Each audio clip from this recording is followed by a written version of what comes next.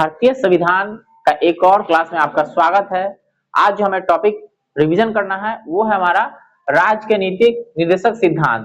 राज्य के नीति निर्देशक सिद्धांत से जो प्रश्न आएगा उसके बारे में हम जानेंगे कि कौन सा प्रश्न आपके लिए महत्वपूर्ण है और कौन सा प्रश्न पूछा जा चुका है। चलिए देखते हैं, लेकिन अपडेट के बारे में बता देंगे।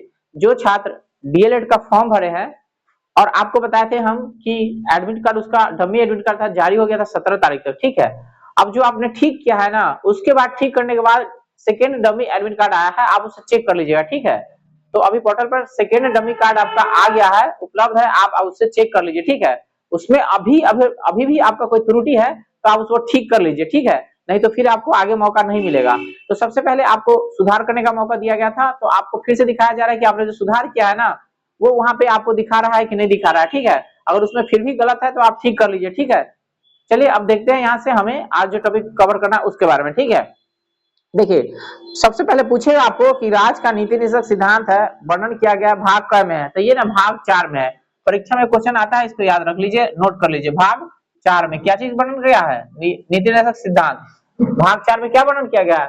नीति निर्देशक सिद्धांत परीक्षा में आता है, ठीक है। तब देखिए आगे क्या बताया है, राज्य के नीति निर्देशक सिद्धांत का वर्णन संविधान के भाग 4 में अनुच्छेद 36 से 51। जब आर्टिकल की बात करें तो आर्टिकल कितना है? 36 से 51, ठीक है। 36 से 51 याद रख लीजिए, पूछेगा कि 36 से 51, आर्टिकल 36 से 51 में क्या वर्णित किया गया है? तो राज्य के नीति निर्देशक सिद्धांत, समझ गए। भाग का में तो भाग 4 में, समझ गए। तो आपको पूछेगा कि राज्य के नीति निर्देशक सिद्धांत का वर्णन कितने से कितने आर्टिकल में है? तो 36 से 51 और भाग 4। ये सीधा प्रश्न आपको आएगा, ठीक है, याद रखिएगा, ठीक है। या फिर ऐसे पूछेगा आपको कि भाग 4 में वर्णन किया गया है क्या? राज्य के नीति निर्देशक सिद्धांत। या ऐसे पूछेगा हमारे संविधान के अनुच्छेद 36 से 51 तक वर्णन किया गया है राज्य के नीति निर्देशक सिद्धांत, ठीक है। पता यह ना आयरलैंड से लिया गया था, मतलब हमारे देश में जो राज्य के नीति निर्देशक सिद्धांत लिया गया कहां से? आयरलैंड से। तो याद रखिए आयरलैंड के बारे में, ठीक है। आयरलैंड के बारे में भी याद रखिए। आयरलैंड ये भी पूछता है, आयरलैंड के बारे में पूछता है, इसको भी याद रखिए, ठीक है। आयरलैंड कहां से लिया गया है? आयरलैंड से। कहां से लिया गया है? आयरलैंड से। तो आयरलैंड है वो कंट्री है, क्या है? कंट्री। तो हमारे देश में जब लिया गया ना राज्य के नीति निर्देशक सिद्धांत, ये कहां से प्रेरणा उठाया गया था? आयरलैंड से, ठीक है। और हमारे संविधान में वर्णन किया गया भाग 4 में और आर्टिकल 36 से 51। कई बार क्वेश्चन पूछ चुका है बीपीएससी में, ठीक है, कि राज्य के नीति निर्देशक सिद्धांत कहां से लिया गया है? आयरलैंड से। जब हम आपको 1935 का भारत शासन अधिनियम पढ़ा रहे थे ना, तो बताया था ना कि बहुत सा बात उसमें से लिया गया है और जो उसमें नहीं था तो हम दूसरा देश से लिया गया, ठीक है। तो उसी में ये राज्य के नीति निर्देशक सिद्धांत है, आयरलैंड कंट्री से लिया गया, ठीक है। चलिए आगे देखते हैं।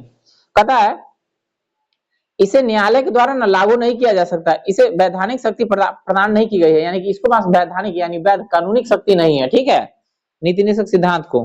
किंतु फिर भी इस भाग को ना अधिकथित तत्व देश के शासन में मूलभूत और विधि बनाने में ना इस तत्वों को लागू करना राज्य के कर्तव्य होगा। यानी कि इसमें जो बात दिया गया ना राज्य को लागू करना है, क्योंकि ना ये कल्याणकारी के लिए होता है, मतलब राज्य के ना कल्याणकारी के लिए होता है, ठीक है।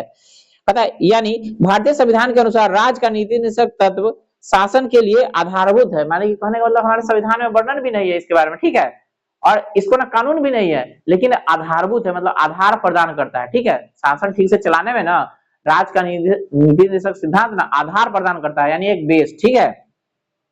कहता है आगे भारत सरकार अधिनियम 1935, भारत शासन अधिनियम कब आया था? 1935 में। तो आप सभी को याद है भारत शासन अधिनियम 1935 में आया था। अब क्या आया था देखिए, तब भारत शासन अधिनियम 1935 में अंतर्विष्ट अनुदेश प्रपत्र को वर्ष 1950 में संविधान में ना राज्य के नीति निर्देशक तत्व के रूप में समाविष्ट किया गया। यानी कि जब हमारा संविधान बन गया पहले ना बन गया राज्य, उसके बाद राज्य के नीति निर्देशक सिद्धांत 1950 में शामिल किया गया, समझ गए। यानी पहले नहीं था, बाद में इसको शामिल किया गया उसमें, ठीक है, अनुदेश प्रपत्र में, ठीक है। तो कही तो 1950 में। कहता भारत के संविधान में कल्याणकारी राज्य की संकल्पना का समावेश राज्य के नीति निर्देशक तत्व में दिया गया है। तब आपको पूछेगा कि भारत में जो राज्य है उसका कल्याणकारी राज्य होगा, यह वर्णन कहाँ किया गया है? तो राज्य के नीति निर्देशक तत्व में। राज्य के नीति निर्देशक तत्व का वर्णन कहाँ से है? आर्टिकल 36 से 51। कहां से लिया गया? आयरलैंड से। अब भाग का है 4, ठीक है। कहने का मतलब कि हमारे संविधान के 36 से 51 में वर्णन किया गया है, आयरलैंड से लिया गया है और भाग 4 में है, ठीक है। राज्य के नीति निर्देशक तत्व, तो आपको बस इतना ही याद रखना है कि कैसन है, तो कल्याणकारी राज्य बना था, कैसन, कल्याणकारी। तब पूछेगा आपको यहाँ से कि कल्याणकारी राज्य की संकल्पना का समावेश क्या है, तो राज्य के नीति निर्देशक तत्व। कल्याणकारी राज्य का उद्देश्य सामाजिक और आर्थिक प्रजातंत्र को स्थापित करना है, यानी कि सामाजिक और आर्थिक, यानी समाज में सब लोग अच्छे से रहे, विकास के रास्ते पे चले, ठीक है, सब मिलजुल के रहे, ये तय करना है इसका काम, ठीक है। यानी सामाजिक और आर्थिक प्रजातंत्र की स्थापना के उद्देश्य से ही संविधान में नीति निर्देशक तत्वों को न शामिल किया गया है कि हमारा संविधान में ना कल्याणकारी राज्य बने। उसका मतलब क्या होता है, समाज में ना सबको ठीक ठाक ढंग से ना उसको सहूलियत हो, ठीक है, उसको सुविधा मिले और हमारा देश ना तरक्की करे, आर्थिक यानी रुपया पैसा भी सबको बराबर से मिले, ठीक है, कमाने का अवसर मिले, ठीक है। तो यही सब समावेशित किया गया है राज्य के नीति निर्देशक सिद्धांत में। कहता है भारत सरकार अधिनियम 1935 में अंतर्निष्ठ अनुदेश प्रपत्र को भारतीय संविधान में राज्य के नीति निर्देशक तत्वों के रूप में समाविष्ट किया गया। यह प्रपत्र 1935 के अधिनियम के तहत ब्रिटिश सरकार द्वारा भारत के गवर्नर जनरल और प्रांतों के गवर्नरों को जारी किया गया था। यानी कि जब 1935 में आया था ना, तो भारत के जो गवर्नर जनरल था और जो प्रांतीय गवर्नर जनरल था उसके लिए आया था, ठीक है, उसके लिए इसमें दिया गया था, ठीक है। लेकिन अब कहता है राज्य के नीति निर्देशक सिद्धांत निम्न है। अब कौन कौन है देख लीजिए। तो अनुच्छेद 38, तो कहे ना कि 35 से लेकर के 51 तक, तो बीच में जो जो आएगा ना महत्वपूर्ण उसको हम जानते चलेंगे, ठीक है। तो अनुच्छेद 38 क्या कहता है देखिए, कहता है राज्य लोक कल्याण की अभिवृद्धि के लिए सामाजिक व्यवस्था बनाएगा जिसमें नागरिकों को ना सामाजिक, आर्थिक एवं राजनीतिक न्याय मिलेगा। तो सामाजिक माने कि समाज के स्तर पर, ठीक है, न्याय मिलेगा। आर्थिक माने कि सबको कमाने के लिए अवसर मिलेगा, ठीक है। उसके बाद राजनीतिक न्याय मिलेगा, माने राजनीतिक करने का क्या मतलब कि सबको राज करने का अधिकार मिलेगा, ठीक है, कि अपना देश चलाइए, अपना तंत्र चलाइए, अपने अच्छे से अपने देश को चलाइए, आगे बढ़ाइए, ठीक है। तो ये बात किया गया अनुच्छेद 38 में, यानी लोक कल्याण, लोक कल्याण, लोक कल्याण की यहाँ पे जो भी लोग हैं सबका कल्याण हो। अब कहता है अनुच्छेद 39, इसमें आर्थिक न्याय प्राप्त करने के सिद्धांत का उल्लेख है। आर्थिक न्याय की माने कि सबको कमाने का अधिकार दीजिए ना जी, तब ना कमाएगा। कोई के पास पैसा तो बहुत पैसे पैसे पैसे पैसे वाला, माने कि देखो पैसा वाला क्या होता है, पैसा वाला देखो बढ़ते जाएगा बढ़ते जाएगा, उसका पैसा बढ़ते जाएगा, उसका पैसा बढ़ते जाएगा बढ़ते जाएगा बढ़ते जाएगा बढ़ते जाएगा बढ़ते जाएगा, ठीक है, इस तरह से। गरीब का क्या है, देखो गरीब आज इतना को है ना, तो गरीब फिर अगला साल इतना को हो जाएगा, फिर अगला साल इतना को हो जाएगा, फिर अगला साल इतना हो जाएगा, यानी गरीब ना और गरीबे होते जा रहा है, ठीक है, गरीब और गरीबे होते जा रहा है, पैसे वाला होते जा रहा है, ठीक है। हाँ, तो इसे काम कैसे चलेगा, ये तो बैलेंस नहीं ना हुआ। तो इसीलिए राज्य के नीति निर्देशक तत्व को लाया गया कि आपने इसको बैलेंस कीजिए। तो सरकार अब क्या करना चाह रही है, लेकिन करे तब ना कि ये ज्यादा कमा रहा है तो इससे पैसा लो और इसको दो, ठीक है, इससे पैसा लो और इसको दो, चाहे इससे पैसा लो और देश को ना विकास में लेके जाओ। ये भी अपना देश के, तो ये भी तो अपना देश का है ना जी, वो पैसा वाला है, गरीब है, समझ गए। तो गरीब क्यों है, क्योंकि उसको काम ही नहीं मिल रहा है, उसको खाने के लिए कमाने के लिए है ही नहीं, पढ़ाई लिखाई उसका कम है, ठीक है, इसके बाद सब सुविधा है इसलिए बढ़ते जा रहा है, ठीक है। तो इसे कैसे देश चलेगा, इसका मतलब कि ये सब खत्म हो जाए, यही खाली रहे, तो इससे पता चलेगा कि ये वो अस्तित्व खत्म हो गया है, ठीक है। तो इसे कैसे दुनिया चलेगा, नहीं चलेगा इसे दुनिया, ठीक है। इसलिए राज्य के नीति निर्देशक सिद्धांत को ना लाया गया, शामिल किया गया और इसको एक महत्वपूर्ण स्थान दिया गया, ठीक है। तो अनुच्छेद 39 में क्या कहता है, आर्थिक न्याय प्राप्त करने के सिद्धांत का उल्लेख है। तो पूछेगा आर्थिक न्याय के बारे में वर्णन कहाँ किया गया है, 39 में।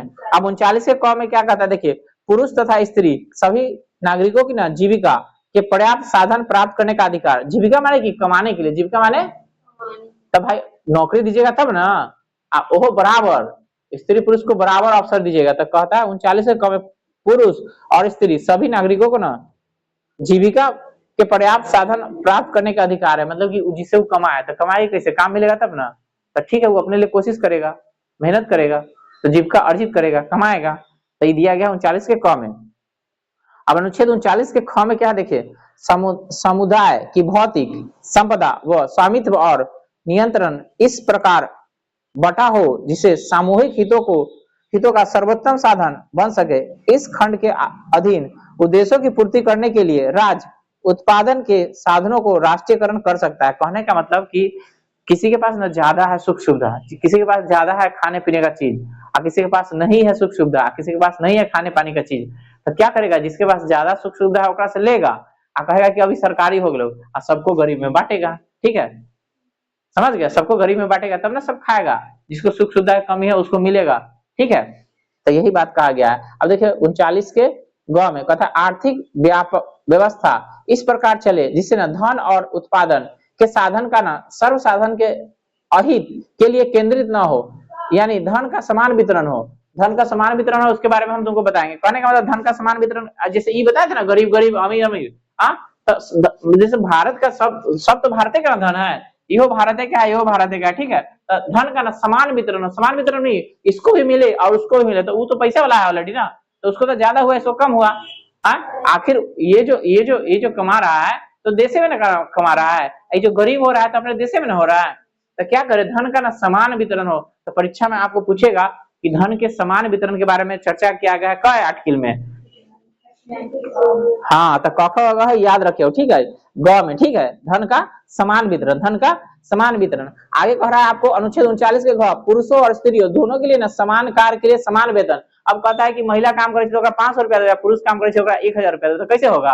अब मजदूर को देखते हैं ना, अनुच्छेद 39 में ना बताया पुरुषों और स्त्रियों के लिए ना समान काम के लिए ना समान वेतन। कहने का क्या मतलब कि कोई स्त्री है और कोई पुरुष है, तो पुरुष को ज्यादा पैसा दीजिएगा वेतन, स्त्री के कम? नहीं, आप माने उससे भी सीमेंट उठवा रहे हैं, सीमेंटे ना उठाता है, आप पुरुष भी सीमेंटे उठा रहा है, तो दोनों को बराबर दीजिए ना। अगर कोई झाड़ू लगा रहा है, पुरुष झाड़ू लगा रहा है, स्त्री झाड़ू लगा रहा है, मतलब एक ही गो में है, एक ही गो जगह 2 स्टाफ है साफ करने वाला, साफ सफाई करने वाला, तो पुरुष को ज्यादा पैसा, स्त्री को कम। पहला समान काम के लिए समान वेतन दीजिए ना, समझ गए? ये जो नीतीश कुमार जी थे ना, नीतीश कुमार ये स्कूल में शिक्षा मित्र को रखे थे, समझ गए? पहले से एग्जाम पास करके आया था मास्टर से। ठीक है, तो जो पहले से एग्जाम पास करके आया था ओकरा देते ज्यादा पैसा, शिक्षा मित्र को 50 रुपया का महीना। ठीक है, तब शिक्षा मित्र रह गया, देखा कि वो पढ़ाता हम पढ़ाते, दोनों तो बराबर काम ना भेले, तो एक देते 50 रुपया का महीना, ओकरा देते 30,000 का महीना। तो नीतीश कुमार का मजबूरी हो गया, सैलरी बढ़ाना पड़ा। ठीक है, तो अभी शिक्षा मित्र वाला को ठीक ठीक ऑफ देने लगे हैं पैसा, ना तो उतना दिन से देखो कैसे मक्खी से चूस रहा है, तो देख लो कितना। ओकरा घर, ओकरा बच्चा नहीं है, लड़का नहीं है, वो मास्टर 50 रुपया वाला के ये 50 रुपया चलते कितना आदमी नौकरियों नहीं किया था शिक्षा मित्र में, पता है? तो यही नियम पर ना सरकार वहां पे झुक गया। तो ये तो संविधान में लिखा है कि समान काम के लिए समान वेतन, तो ओकरा दे रहे हैं 50,000 का महीना, हमरा दीजिएगा 50 रुपया का महीना। 50 रुपया वाला ना रखा था, 50 रुपया दिन 50 रुपया डेली के 1500 के महीना।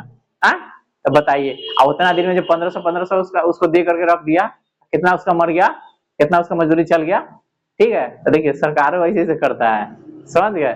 आप लोग ना पढ़ रहिएगा, जानकार रहिएगा तो करवे करेगा। ठीक है, समझ गया? तो यही बात है, समान काम के लिए समान वेतन। तो भाई ओकरो से पढ़वा रहे थे, वो 50 रुपया दे रहे हैं, वो 30,000 का महीना दे रहे हैं, तो 50 रुपया का महीना दे रहे हैं, घर पर कैसे खाएगा पिएगा? ओकरा लड़का बड़का है कि नहीं है?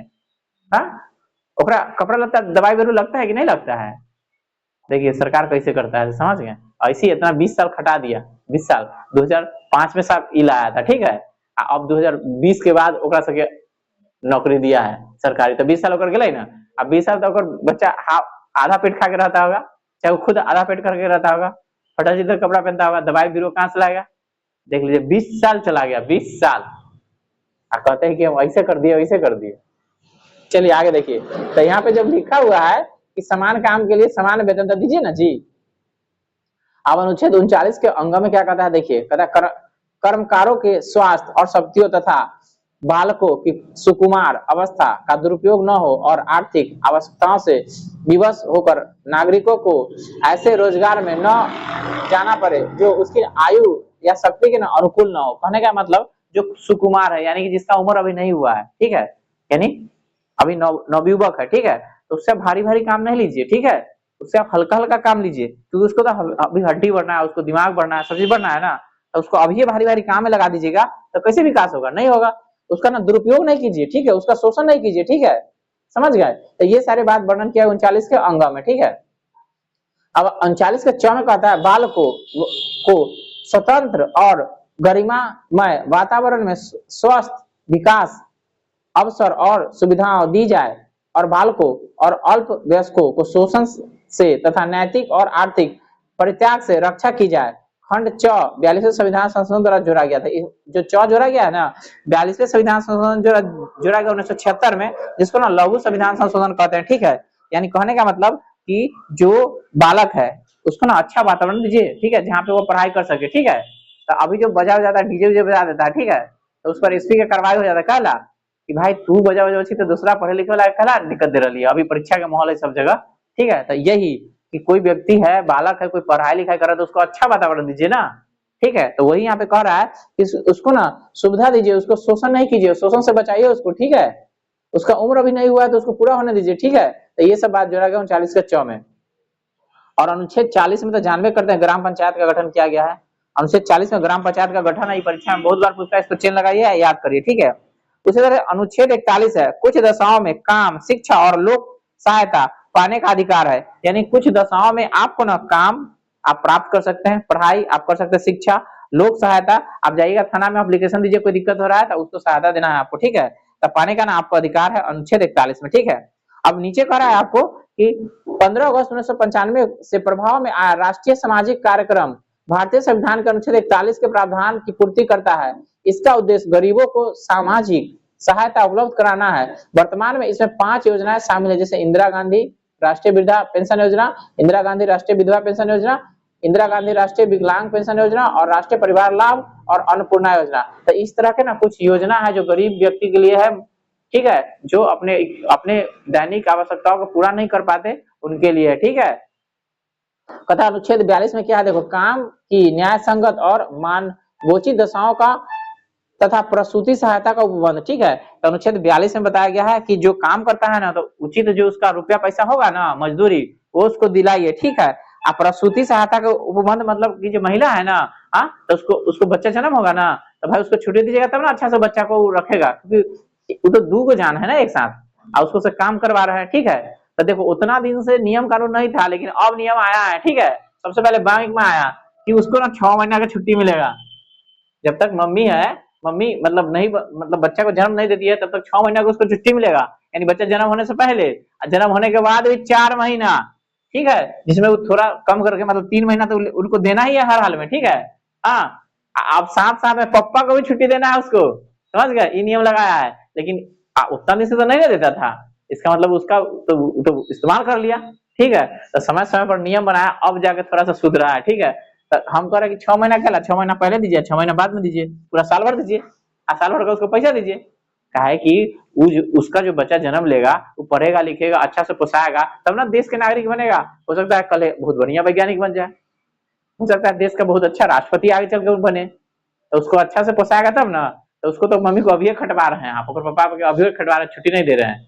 कभी कभी किसी का बच्चा जन्म लेता है तो बच्चा को ना मुंह देख लो 2 साल हो जाता है, समझ गए, मतलब 2 साल तक पापा का प्यार मिला, उसको नहीं मिला, नहीं ना मिला।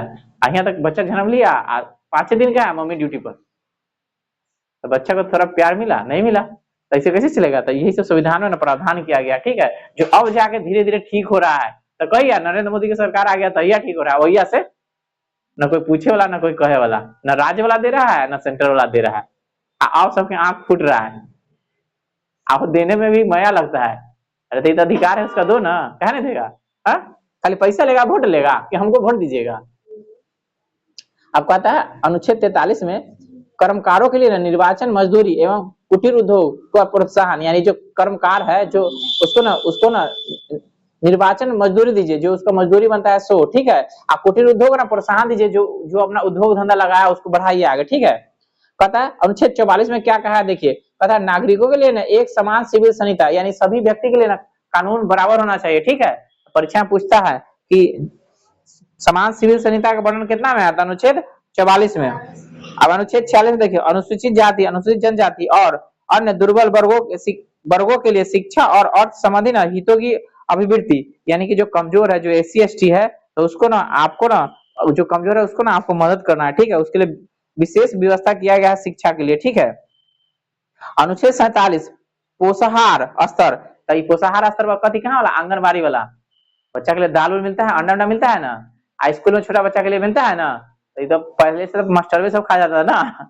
आंगनबाड़ी वाली रख लेती है। तो वही यहाँ पे कहता है अनुच्छेद 47 में क्या, पोषाहार जीवन स्तर को ऊंचा करने तथा लोक स्वास्थ्य और सुधार करने का राज्य का कर्तव्य है, यानी राज्य का कर्तव्य है, यानी राज्य के द्वारा ये सब देना चाहिए। तो दाल देता है तो पता चलता है कि मिला है 2 किलो दाल देने के लिए तो 200 ग्राम दाल आया, तो पता चला 200 ग्राम नहीं मिलता है। पता चला अंडा देना है तो बिस्कुटे दे करके रह जाता है कि हाँ, हॉर्लिक्स के पैकेट देना है तो पता चलता है कि एक हॉर्लिक्स बटल है या वह में सब बचा के हो गया खत्म। ठीक है, ऐसी ना होता है अभी। जांच करे वाला तो ओकर कमीशन में हो गई। तो यही राज्य की व्यवस्था है। ठीक है, क्या क्या देखिए, यहाँ तो सब चीज देखना पड़ता है, लेकिन कुछ बोलवे नहीं करता है। बोलू कहाँ हाल है कुछ, कोई फायदा ना, लड़का से ना लेगा कुछ। ठीक है, उसको तो पैसा था, उसको खरीद कर देना है ना, लेकिन नहीं देगा।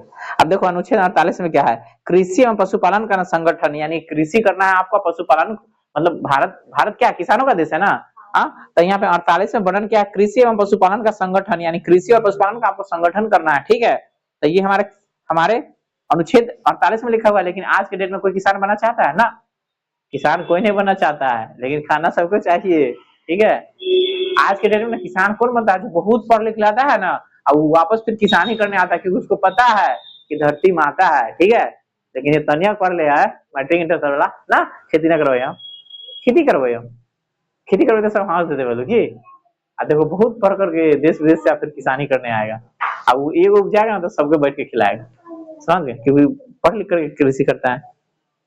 अनुच्छेद 48 के ख में है पर्यावरण का संरक्षण तथा संवर्धन और इन एवं वन एवं जीवों की रक्षा, यानी कि 48 के क में बताया गया है कि जो हमारा पर्यावरण है ना, उसके आपको ना रक्षा करना है, उसका संवर्धन करना है, उसको विकास करना है। ठीक है, और उसमें जो वन में जो जीव रहते हैं ना, उस सबको आपको रक्षा करना है। ठीक है, अनुच्छेद आपको 49 में कहता है राष्ट्रीय महत्व के स्मारकों, स्थान और वस्तुओं का रक्षा करना है, यानी जो हमारा पुराना बिल्डिंग है, पहले के ऐतिहासिक है, उस सब का रक्षा कीजिए। ठीक है, अनुच्छेद 50 में कहता है कार्यपालिका और न्यायपालिका का पृथक्करण, यानी कार्यपालिका अलग रहेगा, न्यायपालिका अलग रहेगा। ठीक है, अनुच्छेद 51 में आपका अंतरराष्ट्रीय शांति और सुरक्षा की अभिवृद्धि। ठीक है, उपयुक्त अनुच्छेद के अंतर्गत कुछ ऐसा अनुच्छेद भी है जो राज्य के लिए निर्देशक सिद्धांत के रूप में कार्य करती है। जैसे अनुच्छेद 350 के क, प्राथमिक स्तर पर मातृभाषा में शिक्षा देना है, यानी कि आपको बच्चा को ना प्राथमिक स्तर पर ना मातृभाषा में शिक्षा देना है। जहाँ की जो मातृभाषा होगा वही ना, जैसे बंगाल में बांग्ला बोलते हैं तो उसका मातृभाषा वो होगा, हमारे यहाँ हिंदी है तो हमारी मातृभाषा हिंदी हुआ, तो हिंदी में आपको शिक्षा देना है प्राथमिक स्तर पर। ठीक है, प्राथमिक स्तर क्या होता है, 1 से 5 बच्चा के पढ़ाई। ठीक है, कहता अनुच्छेद 351 में हिंदी को प्रोत्साहन देना है, यानी हिंदी को ना विकास कीजिए, हिंदी को बोलने में ना शर्म मत कीजिए। ठीक है, आप कोई को प्रेस मत कीजिए कि तुम अंग्रेजी में बोलो, नहीं, उसको जिसमें बोलना है उसको बोलने दीजिए, उसको आप प्रोत्साहन कीजिए कि हाँ हिंदी में बोल, बहुत अच्छा बहुत अच्छा। ये ना कहिए कि तेरा इंग्लिश बोले ना बच्चों, हंस मत दीजिए। ठीक है, उसको कहिए कि हाँ तोरा हिंदी में बच्चों तो हिंदी में अच्छा से बोल। ठीक है, यहाँ तो बोलो इंग्लिश के बोल वाला है, इंग्लिश में बोल, इंग्लिश ना बच्चों तो हंस दिया उसको। ठीक है, ये नहीं होना चाहिए।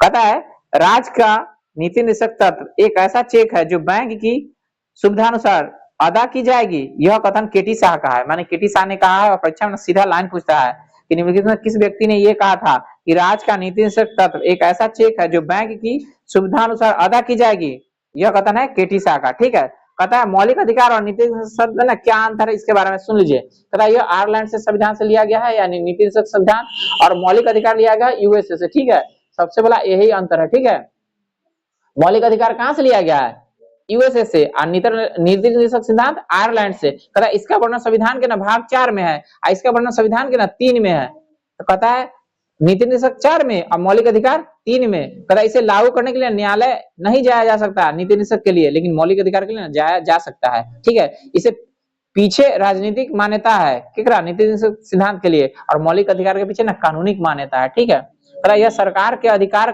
अधिकार को बढ़ाता है, नीति निर्देशक सिद्धांत, और मौलिक अधिकार यह सरकार के महत्व को न घटाता है। कहता है यह राज्य सरकार के द्वारा लागू करने के बाद ही नागरिक को प्रदान होता है। नीति निर्देशक तत्व और मौलिक अधिकार ना, जो अगर यहाँ पे कोई जन्म लिया ना तो उसको स्वतः ही मिल जाता है, यह अधिकार नागरिक को ना स्वतः प्राप्त हो जाता है। अगला जो टॉपिक है आपका मौलिक अधिकार, हम मौलिक कर्तव्य और देखेंगे और जानेंगे यहाँ से आपके लिए क्या प्रश्न बनता है। हालांकि मौलिक कर्तव्य रूस से लिया गया है। ठीक है,